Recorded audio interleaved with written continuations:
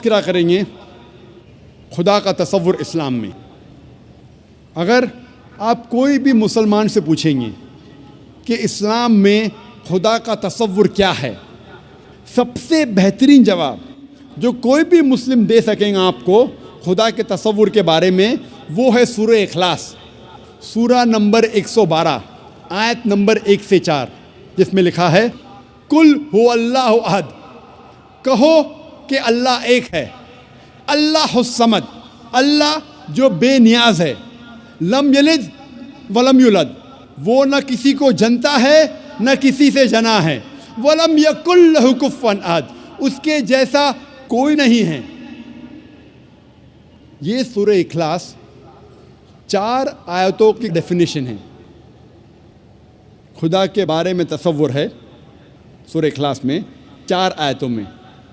अगर कोई भी इंसान ये कहता है कि ये शख्स खुदा है, अगर वो शख्स इन 4 आयतों में सफलता हासिल करता है, हम मुसलमानों को कोई प्रॉब्लम नहीं, कोई गिला शिकवा नहीं उस शख्स को मानने के लिए कि वो खुदा है।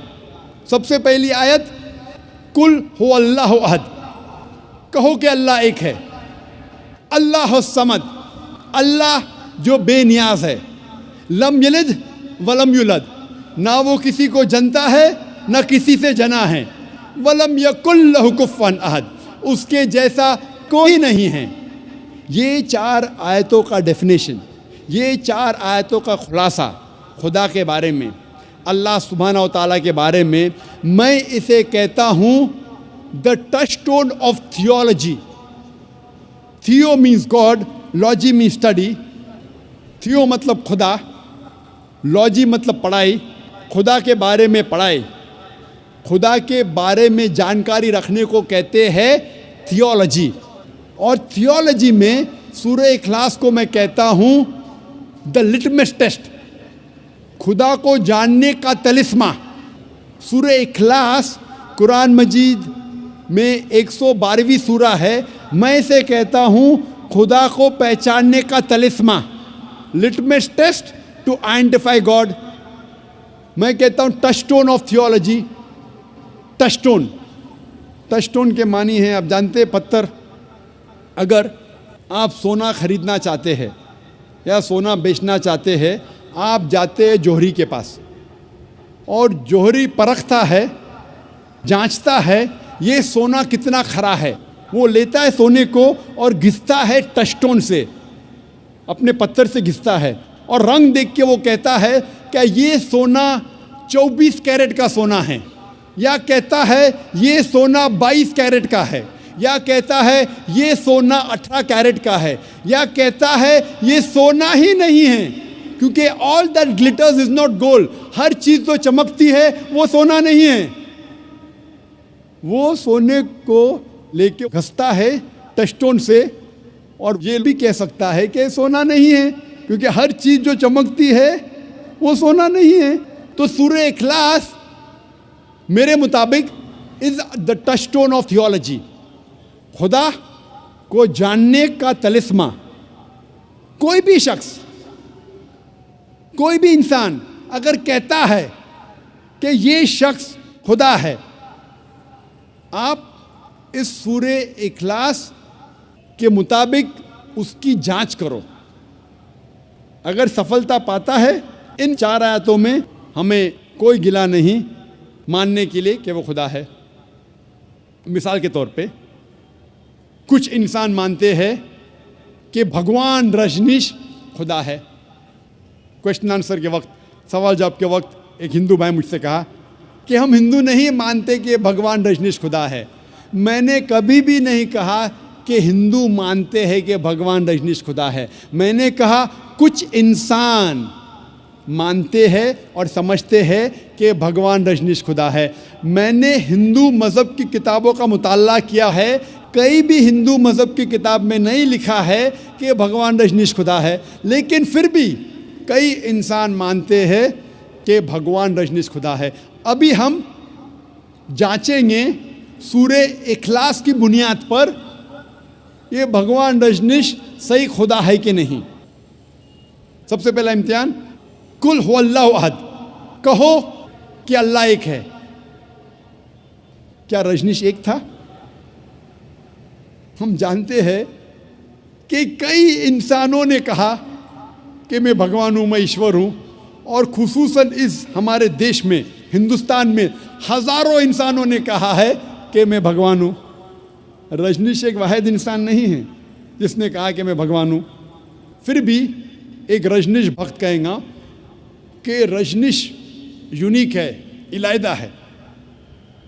ठीक है, हम जाते दूसरे इम्तिहान पर। दूसरा इम्तिहान है, दूसरी आयत, अल्लाह समद, अल्लाह जो बेनियाज है। क्या भगवान रजनीश बेनियाज था? हम जब भगवान रजनीश की आत्मा कथा पढ़ते हैं उसमें लिखा है कि भगवान रजनीश को अस्थमा की बीमारी थी, भगवान रजनीश को डायबिटीज मलाइटिस था, उसको रीढ़ की हड्डी की बीमारी थी। आप सोच सकते खुदा को अस्थमा था, डायबिटीज मलाइटिस थी, रीढ़ की हड्डी की बीमारी थी। तीसरा इम्तिहान, तीसरी आयत, लम यलिद वलम यूलद, ना वो किसी को जनता है ना किसी से जना है, ना वो किसी का वालिद है ना उसका कोई बेटा है। हम जानते हैं कि रजनीश मध्य प्रदेश के एक गांव में पैदा हुआ, उसके वालिद भी थे, वालदा भी थी। 1981 में रजनीश जाता है यूएसए, अमेरिका, और वहाँ हजारों अमेरिकनों को बेवकूफ़ बनाता है, और एक स्टेट में जिसका नाम था ओरेगॉन, वो अपना एक गांव कायम करता है जिसे कहा जाता था रजनीशपुरम। बाद में अमेरिकन गवर्नमेंट रजनीश को गिरफ्तार करती है और डालती है जेल में, और रजनीश कहता है कि अमेरिकन गवर्नमेंट ने मुझे स्लो पॉइजन दिया। स्लो पॉइजन, आप सोच सकते हैं खुदा को कोई स्लो पॉइजन कर रहा है, खुदा को कोई धीरे धीरे जहर दे रहा है। और 1985 में, 1985 में अमेरिकन गवर्नमेंट रजनीश को यूएसए के बाहर निकालती है, और फिर से रजनीश आ जाता है हिंदुस्तान में, और जाता है फिर से पूना में अपने सेंटर में जिसका नाम था रजनीश नियो संन्यास, और बाद में उसका नाम बदला जाता है ओशो कम्यून। और जब आप पूना में जाएंगे उसके सेंटर में जिसका नाम है ओशो कम्यून, आप जब अंदर जाएंगे तो आप देखेंगे उसके समाधि पे लिखा है Osho never born never died but visited the earth from the 11th of December 1931 to the 19th of January 1990। भगवान रजनीश ओशो ना कभी पैदा हुआ ना कभी मरा, लेकिन वो इस दुनिया की सैर करने के लिए आया, इस धरती पे वो सैर करने के लिए आया 11 दिसंबर 1931 से लेके 19 जनवरी 1990 तक। ओशो ना कभी पैदा हुआ ना कभी मरा, लेकिन इस दुनिया की सैर करने के लिए आया 11 दिसंबर 1931 से लेके 19 जनवरी 1990 तक। उस समाधि पे ये नहीं लिखा कि भगवान रजनीश को 21 मुमालिक का वीज़ा नहीं मिली थी। आप सोच सकते खुदा दुनिया को सैर करने आ रहा है, घूमने के लिए आ रहा है, और उसे वीज़ा की ज़रूरत। ईश्वर भगवान दुनिया की सैर करने के लिए आ रहा है और उसे वीज़ा की ज़रूरत। और आर्क बिशप ऑफ ग्रीस ने कहा, अगर आप भगवान रजनीश को इस देश के बाहर नहीं निकालेंगे, हम उसका घर और उसके फॉलोअर्स का घर जला देंगे। और आखिरी इम्तिहान, चौथी आयत, वलम यकुल लहु कुफुवन अहद, उसके जैसा कोई नहीं। अगर आप खुदा या ईश्वर की बराबरी इस दुनिया में, इस कायनात में किसी चीज़ से कर सकते तो वो खुदा ही नहीं, वो ईश्वर ही नहीं। वलम यकुल लहु कुफुवन अहद, उसके जैसा कोई नहीं। अगर हम खुदा या ईश्वर की बराबरी इस कायनात में, इस दुनिया में किसी चीज़ के साथ कर सकते तो वो खुदा ही नहीं, वो ईश्वर ही नहीं। हम जानते हैं कि भगवान रजनीश आम इंसान जैसे उसकी 2 आँख थी, 1 नाक, 1 मुंह, 2 हाथ, उसकी सफ़ेद दाढ़ी थी। अगर आप खुदा की किसी से बराबरी कर सके किसी चीज़ से इस दुनिया में, इस कायनात में, तो खुदा ही नहीं। मिसाल के तौर पे अगर कोई इंसान कहता है कि खुदा, ईश्वर आर्नल्ड श्वार्ज़नेगर से 1000 गुना ताकतवर है।